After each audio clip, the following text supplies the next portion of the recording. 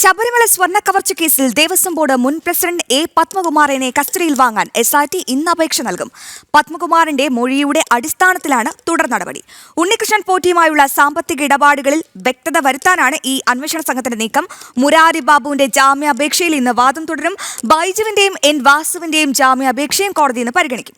ഈ വാർത്തയുടെ കൂടുതൽ വിവരങ്ങൾ നൽകാൻ MS വീണ ചേരുന്നുണ്ട്. വീണ, ഗുഡ് മോർണിംഗ്. എന്തായാലും വളരെ പ്രധാനപ്പെട്ട ഒരു വാർത്തയാണ് ഈ പത്മകുമാറിനെ സംബന്ധിച്ചിടത്തോളം. വീണ, ഗുഡ് മോർണിംഗ്. എന്തായാലും ഈ പത്മകുമാർ പറഞ്ഞത് പച്ചക്കള്ളമാണെന്നൊക്കെ ഈ പൊതുജനങ്ങൾക്ക് മനസ്സിലായിരിക്കുന്നു. എന്തായാലും CPM മുതിർന്ന CPM നേതാവാണ്, കോന്നി മുൻ MLA ആണ്. അദ്ദേഹമാണ് ഇത്തരത്തിലൊരു സ്വർണ്ണ കവർച്ചയിലേക്ക് നീങ്ങിയത്. എന്തായാലും CPMന്റെ അടിവേരിളക്കുമോ ഈ പത്മകുമാർ? എന്തിനായിരിക്കും ഈ കസ്റ്റഡി അപേക്ഷ നൽകുക? എന്തൊക്കെ വിവരങ്ങളാണ് ഇനി പത്മകുമാറിൽ നിന്നും ചോദിച്ചറിയണത്? മറ്റൊരു പ്രധാനപ്പെട്ട കാര്യം വീണ, ഈ പത്മകുമാറിലേക്കും വാസുവിലേക്കും ഈ അന്വേഷണ സംഘം എത്താനെത്തിയത് 1 മാസമാണ്, 1.5 മാസമാണ്. ഈ 1.5 മാസത്തിനുള്ളിൽ തെളിവുകളെല്ലാം നശിപ്പിച്ച് കാണാം. മാത്രമല്ല, അന്വേഷണ സംഘത്തിനോട് പറയേണ്ട മറുപടിയൊക്കെ ഡ്രാഫ്റ്റ് ചെയ്ത് ഈ ഉന്നത ഉദ്യോഗസ്ഥർ നൽകിയതിനു ശേഷമായിരിക്കാം പത്മകുമാറോട് പക്ഷേ മൊഴി പോലും നൽകിയത്, അല്ലേ വീണ? എന്താണ് അനുമാനം?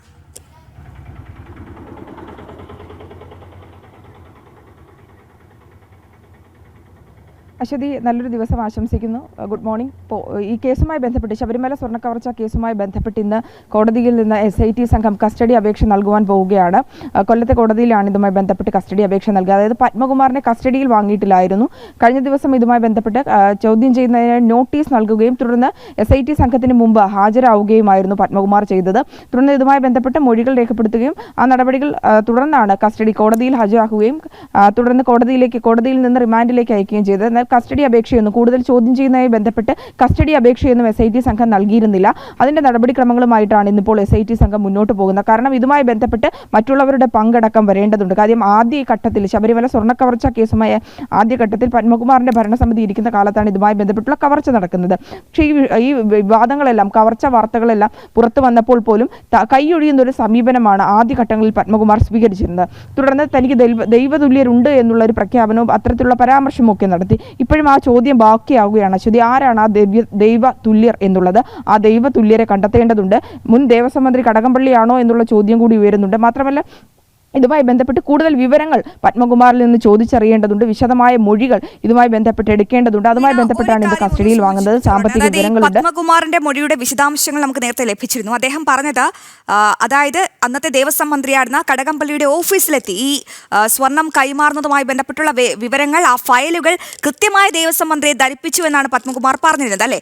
അപ്പോൾ തീർച്ചയായും കടകംപള്ളിനെ ഇപ്പോൾ കഴക്കൂട്ടം നിയമസഭാ മത്സരത്തിൽ കഴക്കൂട്ടം സ്ഥാനാർത്ഥിയായി മത്സരിപ്പിക്കാൻ ഒരുങ്ങുകയാണ്. അപ്പോൾ കടപുഴകുമോ കടകംപള്ളിയുടെ? ഈ പത്മകുമാർ അത് എങ്ങനെയായിരിക്കും ആ ഒരു അന്വേഷണം നീങ്ങുന്നത്?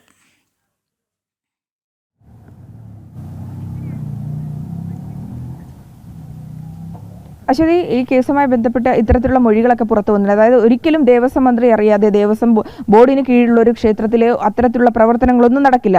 ഇത് പത്മകുമാറിന്റെ മൊഴിയും ആ മൊഴിയുടെ വിശദാംശങ്ങളും പുറത്തു വന്നിരുന്നു. ജനം TV അത് വിശദമായി തന്നെ പ്രേക്ഷകരിലേക്ക് എത്തിക്കുകയും ചെയ്തിരുന്നു. ഈ വാർത്തയുമായി ബന്ധപ്പെട്ട് പത്മകുമാറിന്റെ വാർത്ത വന്നതിന് ശേഷം ഈ അറസ്റ്റും മറ്റു കാര്യങ്ങൾ വരുമ്പോൾ ന്യായീകരിക്കുന്ന നിലപാടാണ് മുൻ ദേവസ്വം മന്ത്രിയെ കടകംപള്ളി സുരേന്ദ്രൻ നടത്തി. എന്നാൽ കടകംപള്ളി സുരേന്ദ്രന്റെ ഭാഗത്ത് ഇതുമായി ബന്ധപ്പെട്ട് വ്യക്തമായ വിവരങ്ങളുണ്ടെന്നും അതനുസരിച്ച് SIT സംഘത്തിലെ ചില ഉദ്യോഗസ്ഥർ അവിടെ എത്തി വീട്ടിലെത്തി പരിശോധന നടത്തി എന്നുള്ള സ്ഥിരീകരിക്കാത്ത വിവരങ്ങൾ കൂടി കഴിഞ്ഞ ദിവസം അടക്കം പുറത്തു വന്നിരുന്നു.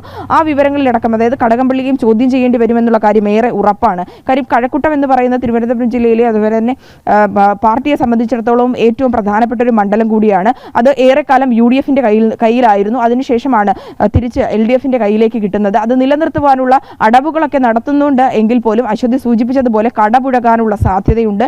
CPM അത് കൂടുതൽ പ്രതിരോധത്തിലാകും എന്ന കാര്യവും ഉറപ്പാണ്. കാരണം മുൻ ദേവസ്വം മന്ത്രിയിലും ഇപ്പം നിലവിലെ MLA കൂടിയായ കടകംപള്ളി സുരേന്ദ്രനിലേക്ക് അന്വേഷണം എത്തുമ്പോൾ ഇതുമായി ബന്ധപ്പെട്ട് കടകംപള്ളിക്ക് മാത്രമല്ല പാർട്ടിയിലെ മറ്റംഗങ്ങൾക്കും മുഖ്യമന്ത്രിയും ഒക്കെ അറിയാതെ ഇത്തരത്തിലുള്ള ഒരു സ്വർണ്ണ കവർച്ച നടക്കുമോ? മുഖ്യമന്ത്രിയുടെ ഓഫീസും അതുപോലെ തന്നെ മന്ത്രിതലത്തിലും ഇതുമായി ബന്ധപ്പെട്ടുള്ള ചില വിവരങ്ങൾ അറിയാമായിരുന്നു. അല്ലെങ്കിൽ ദേവസ്വം മന്ത്രി ഇതുമായി ബന്ധപ്പെട്ട് ഇടപാട് നടത്തിയിട്ടുണ്ടെങ്കിൽ അത്തരത്തിലുള്ള സാമ്പത്തിക വിവരങ്ങളടക്കം കേന്ദ്രീകരിച്ചുള്ള അന്വേഷണവും കടകംപള്ളിയെ ചോദ്യം ചെയ്യുന്ന അടക്കമുള്ള നടപടിക്രമങ്ങളിലേക്കും പോകും. അറസ്റ്റ് അടക്കമുള്ള നടപടികളിലേക്ക് എത്തിയാലും അത്ഭുതപ്പെടാൻ സാധിക്കില്ല. കാരണം അതുമായി ബന്ധപ്പെട്ടുള്ള വിവരങ്ങൾ SIT സംഘത്തിന് ലഭിച്ചതിന്റെ അടിസ്ഥാനത്തിലായിരിക്കും തുടർ നടപടികൾ ഉണ്ടാവുക. കോടതിയുടെ നിയന്ത്രണത്തിലാണ് അന്വേഷണം നടക്കുന്നതിനാൽ തന്നെ സർക്കാരിന് ചില സമ്മർദ്ദം, അതായത് SITക്ക് മുന്നിൽ സമ്മർദ്ദങ്ങൾ ഏർപ്പെടുത്തുവാൻ സാധിക്കില്ല. കൃത്യമായിട്ടുള്ള തെളിവുകളുടെ അടിസ്ഥാനത്തിലായിരിക്കും അന്വേഷണം മുന്നോട്ട് പോകുന്നത്. ഇപ്പോൾ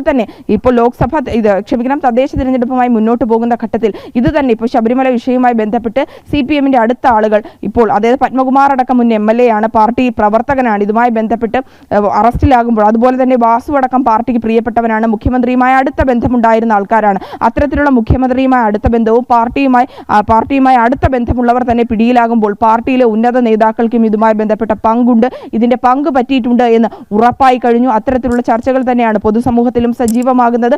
അതിനാൽ തന്നെ ഇതുമായി ബന്ധപ്പെട്ട് കേസ് അന്വേഷണം കൂടുതൽ പോകുമ്പോൾ തദ്ദേശ തിരഞ്ഞെടുപ്പിലടക്കം ഇത് തിരിച്ചടിയാകുമെന്നുള്ള ആശങ്കയിൽ തന്നെയാണ് പാർട്ടി ഇപ്പോഴും മുന്നോട്ട് പോയിക്കൊണ്ടിരിക്കുന്നത്. ഈ കേസ് അന്വേഷണവുമായി ബന്ധപ്പെട്ട SIT സംഘം മുന്നോട്ട് പോവുകയാണെങ്കിൽ 6 പ്രതികളിൽ മാത്രമേ എത്തിയിട്ടുള്ളൂ. പത്മകുമാറിൽ നിലവിൽ ഇപ്പോൾ പത്മകുമാറിൽ മാത്രമായിട്ട് അന്വേഷണം എത്തി നിൽക്കുകയാണ്. ദേവസ്വം ഉദ്യോഗസ്ഥരെ മാത്രമാണ് മനസ്സിലാക്കേണ്ടത്. ഇനി പത്മകുമാർ പറഞ്ഞ ആ ദൈവതുല്യം നമുക്ക് ആരാണെന്ന് അറിയണം. കടകംപള്ളി സുരേന്ദ്രനാണെന്നാണ് അനുമാനം. എന്നാലും മറ്റാരെങ്കിലും ഉണ്ടോ? എന്തായാലും ഈ ഒരു ശബരിമല സ്വർണ്ണ കവർച്ച ഒരു ഏണി കണക്കെയാണ് പൊയ്ക്കൊണ്ടിരിക്കുന്നത്. ഒരാളെ പിടികൂടുമ്പോൾ അടുത്ത ആളുടെ പേര് പറയുന്നു, അടുത്ത ആളുടെ പേര് പറയുന്നു. ഇനി ഈ നിലവിലെ മന്ത്രിസഭയിലേക്കുള്ള ആരുടെയെങ്കിലും പേരിനി എത്തുമോ എന്നാണ് നമുക്ക് കണ്ടറിയേണ്ടത്.